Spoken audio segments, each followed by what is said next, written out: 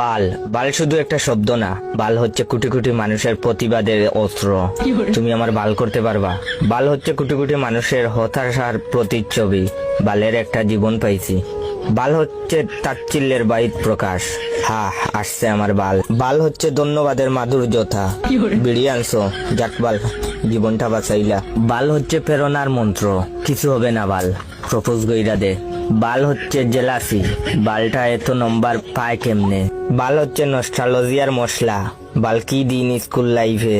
বাল হচ্ছে টান টান উত্তেজনা, মাইয়াটারে দেখ পুরাটাই মাথা নষ্ট। বাল বাল হচ্ছে বন্ধুর ভালোবাসা।